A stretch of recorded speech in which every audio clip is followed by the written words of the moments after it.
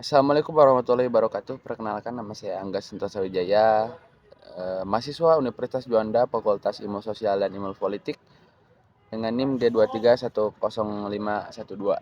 Di sini saya akan mencoba menjelaskan perbandingan antara teori sosiologi klasik dengan teori sosiologi modern.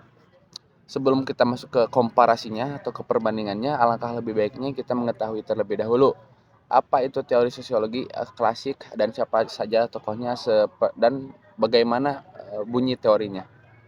Teori sosiologi klasik itu sifatnya lebih universal dan dihasilkan dari para pemikir ketika melihat realita masyarakat yang terjadi di sekitarnya.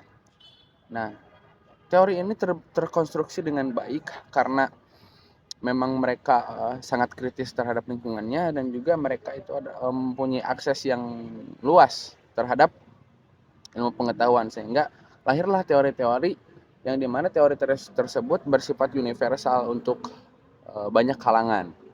Seperti apa atau siapa saja tokoh teori sosiologi klasik? Di antaranya yaitu yang pertama ada teori atau filsuf Auguste Comte, Ibnu Khaldun, Emil Durkheim, dan juga Max Weber. Sebagai contoh, saya akan mencoba menjelaskan salah satu teori dari sosiologi klasik yang dikemukakan oleh Auguste Comte, yaitu tentang hukum tiga tahapan, di mana teori ini menjelaskan bahwa manusia berkembang melalui tiga fase atau tiga zaman. Zaman pertama itu zaman teologis, zaman kedua itu zaman metafisik, zaman ketiga itu zaman positifis.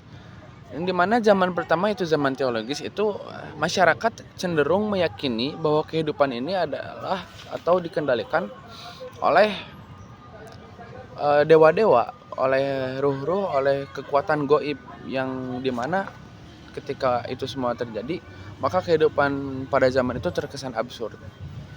Yang kedua itu yaitu zaman metafisik, di mana zaman ini masyarakat cenderung menganggap bahwa kehidupan di dunia ini adalah kehidupan secara natural, yaitu mempunyai hukum alam yang tidak dapat dirubah.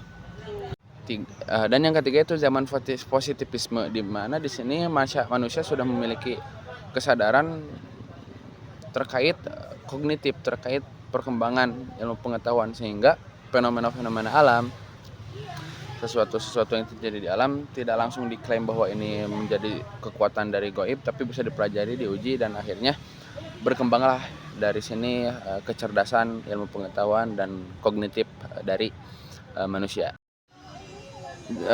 Sekarang kita mengenal teori sosiologi modern. Teori sosiologi modern ini sebenarnya bersifat khusus dan juga merupakan pengembangan dari teori-teori yang sudah ada. Dan pengembangan itu berbentuk sebagai aliran-aliran sosiologis.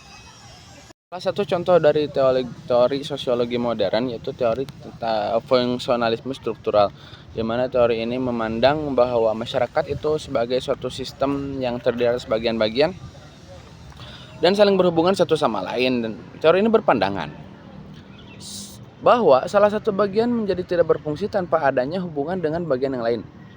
Pada perubahan pada salah satu bagian memicu ketidakseimbangan yang akan berpengaruh pada sistem yang telah dijalankan oleh masyarakat tersebut, sehingga interaksi yang terjadi adalah interaksi saling membutuhkan satu sama lain. Maka disinilah inti dari teori fungsionalisme struktural.